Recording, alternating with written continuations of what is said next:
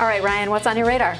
So on June 10th, 2019, The Intercept published an investigation that exposed a secret Washington lobbying operation being run by the United Arab Emirates, deploying Donald Trump's good friend Tom Barrack as its agent. Barrack, himself a real estate billionaire who was a frequent guest on CNBC, has often been described as Trump's only real friend.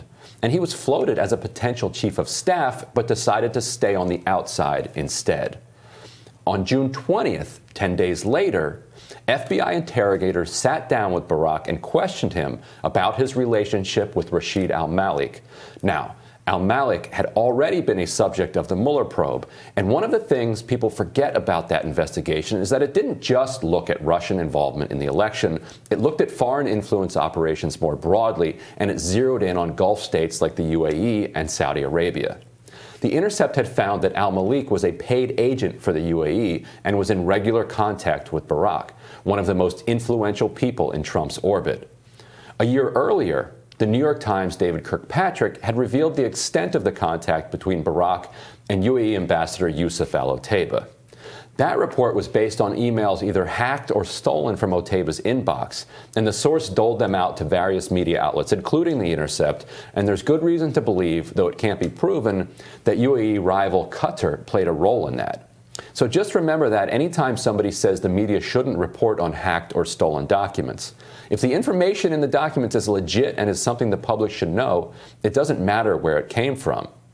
So that same year, ProPublica published a memo from Barrack's company, Colony Capital, from Trump's early days, in which the plan to profit off of Barrack's good luck, to be caught between his good friend the president on one hand and some of the richest people in the world on the other. The New York Times later reported that the UAE and Saudi Arabia invested nearly $2 billion in his company over those years. According to the indictment, this was happening while Barrack was acting as an unregistered foreign agent for the Emiratis. You can't do that. One of the charges is that he lied to FBI investigators in that June 20th, 2019 interrogation. But now is where it gets really interesting. It's not every day that the Department of Justice handcuffs a powerful billionaire and fights to keep him jailed, arguing he's a flight risk. There are now two questions for Barrack with enormous implications. What, if anything, does he know about Gulf state bribery of anybody in the Trump family? And would he rather share that information or fight his charges? Barrack, before Trump was elected, helped broker a potential deal between the richest man in Qatar, the former Prime Minister Hamad bin Jassim Al Thani, known as HBJ, and Jared Kushner. This was to bail out Kushner's failing property at 666 Fifth Avenue, an investment so ridiculous it threatened Kushner's entire business. Those talks continued after the administration took office, but HBJ eventually backed away. It was not only a bad investment. Giving that much money to the president's son-in-law was surely to raise eyebrows. In April 2017, as we also reported in The Intercept, Kushner's father met with the Qatari foreign minister and hit him up directly for a bailout of 666 Fifth Avenue. Meanwhile, Barrack was bringing the UAE and Saudi Arabia, Qatar's rivals, closer to Trump, and we know from the indictment he helped set up Trump's first foreign trip to Saudi Arabia. Kushner and his wife Ivanka Trump met privately and off-record with Mohammed bin Salman while they were there. Less than 2 weeks after Trump left the region, and not long after Qatar pulled out of the deal with Kushner's company, Saudi Arabia and the UAE declared a blockade on Qatar. An extra hostile act given that Qatar is home to a base with some 10,000 American troops. They even made plans to invade the country. Secretary of State Rex Tillerson quickly rushed to calm nerves and call for an end to the blockade. But Kushner intervened at the behest of the UAE, and instead, Trump attacked Qatar as a state sponsor of terrorism. A Qatari source told us at the time they wished in hindsight they'd given Kushner the money. Quote, "It would have been much cheaper," he said correctly. This might all sound complicated, but here's the simple version. Kushner's company desperately needed money. They repeatedly hit up Qatar. They were repeatedly turned down, and Kushner greenlit a blockade of the country. And Tom Barrack was right in the middle of it. In September, Barrack told his UAE handler, according to the indictment, that the White House was planning a summit of the three countries to resolve the crisis. UAE leaders then relayed back to Barrack that such a meeting was not in their interests, and Barrack reached out to the White House asking to speak directly to the president. The talks were scuttled, and the blockade remained in place until Trump lost re-election. And Rachel, that's just the start of it. We haven't even gotten to Kushner's trip to Saudi that happened right before MBS's roundup of all those royals in the Ritz. And we haven't even gotten to the butchering of Washington Post columnist Jamal Khashoggi, which happened not long after that. Do you have a sense of whether or not this is a scandal that the D.C. media is going to be interested in? Because it was happening in plain sight all along, yet all Washington wanted to talk about the entire time was Russia, Russia, Russia. Right.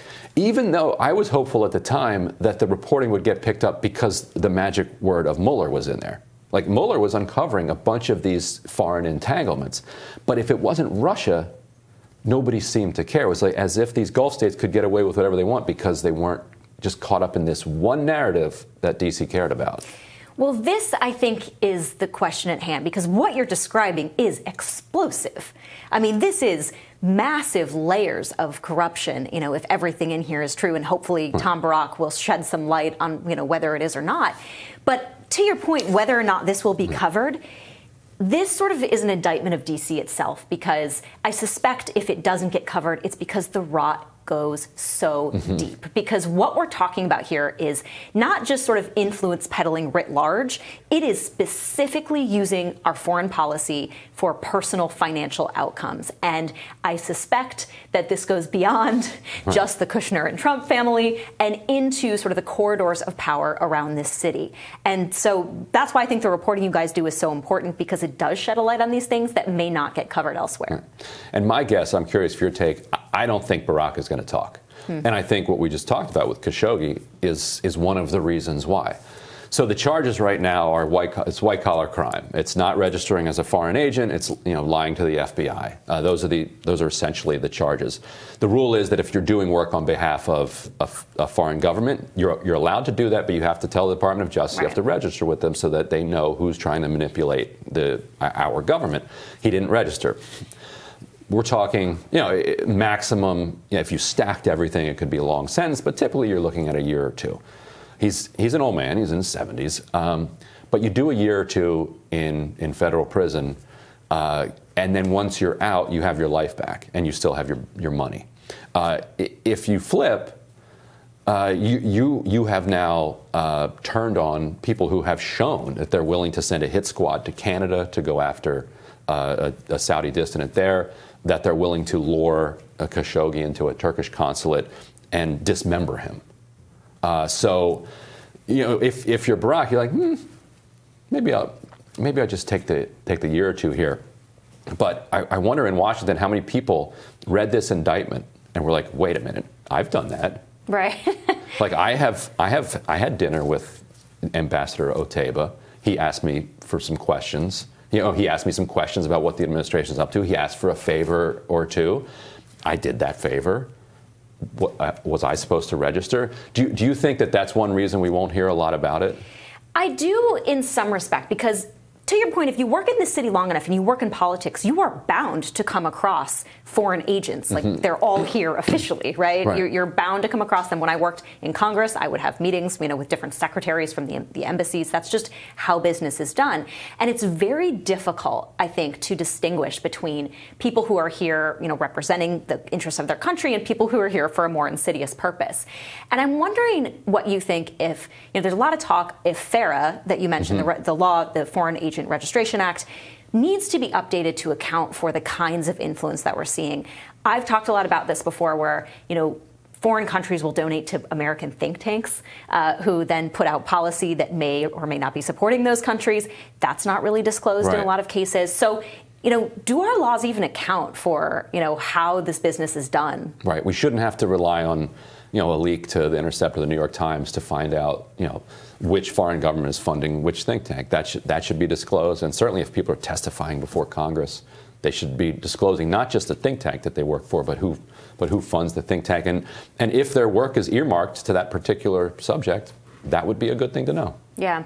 And I would be remiss, obviously, if I didn't mention, I do think that a lot of this was this uncomfortability with this kind of behavior was why a lot of Republicans wanted more information about what Hunter Biden was doing with Joe Biden, in China, in these countries. And now his art is selling to undisclosed donors for, 5 or 6 figures. This is the same gut feeling that something's not right here. Right. So, but again, this is rampant in D.C., I suspect. At least he's not able to leverage U.S. foreign policy and blockade a country in order to get them to up the bid on his artwork. Yeah. But I'm looking forward to what's on your radar next.